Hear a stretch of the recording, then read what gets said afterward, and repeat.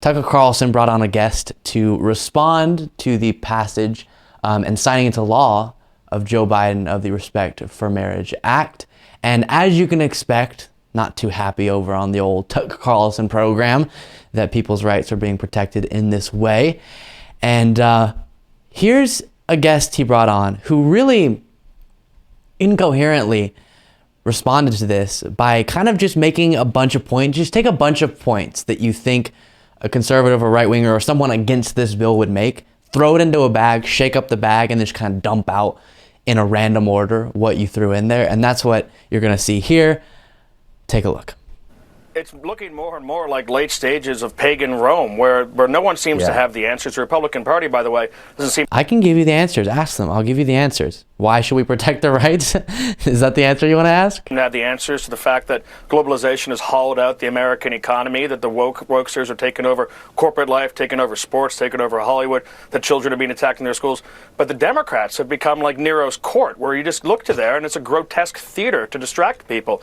This was supposedly about the Respect for Marriage Act you were talking about. What about gay couples or interracial couples are represented by a man dressing up as a ridiculous stereotype of a woman and prancing back and forth?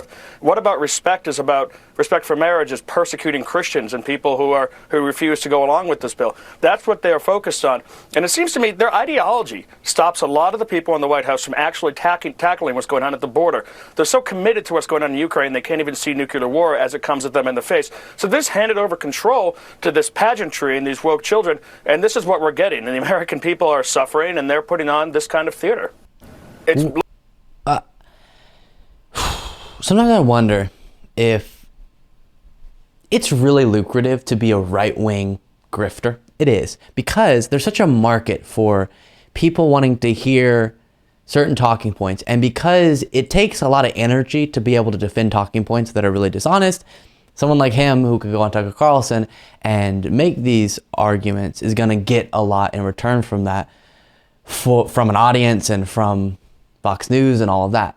But sometimes I think if you're going to do the grifting, can you be a little bit better at it? Or do the dishonesty, can you be a little bit better at it? Because that was just lazy. That was just, I couldn't even feel angry at what you're saying because it wasn't that coherent, right? I could decipher that he was trying to make the point that this is all for show, I guess, which kind of taps into the discussion a lot of right-wingers have had in the aftermath of at least the passage, and then we'll see similar things now that's been signed to law, that, oh, this isn't necessary, so they're just doing it all for show because who's even going after same-sex marriage anyway? And my response is, stop talking to me, turn around, it's happening on your own side, the conversations about taking these rights away. Clarence Thomas said we should take a look at Obergefell being overturned, and then you know for sure many red states would make same-sex marriage illegal if Obergefell was overturned. And so it's very reasonable, because now we understand this Supreme Court is ready to take away and overturn past decisions. As we saw with the Dobbs decision overturning Roe v. Wade, it's very reasonable to preemptively, to get ahead of those types of actions and protect the rights so we know that they are protected. So I guess that's his point on that, by saying it's all for show and really there's other bigger issues like the border or something. I don't even know, of course he had to mention, I guess, drag queens when he said that one thing, as they obsess over nonstop on Fox News. And then I heard him mention Ukraine.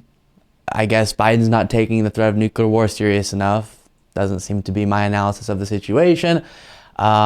He said Christian persecution. Again, didn't really expand on any of the ideas. He just kind of threw out points all over the place and saw what stuck. But this bill actually went further on protecting religious individuals' right to not celebrate certain types of marriages and stuff like that than a lot of Democrats wanted. So this actually went more in this guy's direction than was expected or pushed for by many people on the progressive left. So I don't know what he means there. One of the things I've seen a lot of conservatives get confused about is the idea that by allowing other people to do something that you don't feel is allowed or acceptable within your religious beliefs is somehow persecuting your religious beliefs. Not how it works. We're not saying whatever that guy's name was, you have to go and get in a same-sex marriage. That's not what the bill says. All it says is I could or someone else could. Okay? Does that make sense? Is that easy to understand? I don't get this narrative of by protecting these people's rights, somehow, even though they don't affect the other people at all, these people's rights are being taken away. Nonsense. Thank you so much for watching. If you want to be a part of what makes this show possible, plus get access to the full video version of the show hours before any of the clips are uploaded to YouTube, plus get a full extra show every single Saturday, you can do so by going to patreon.com/Luke Beasley. That's patreon.com/Luke Beasley, and there's a link in the description.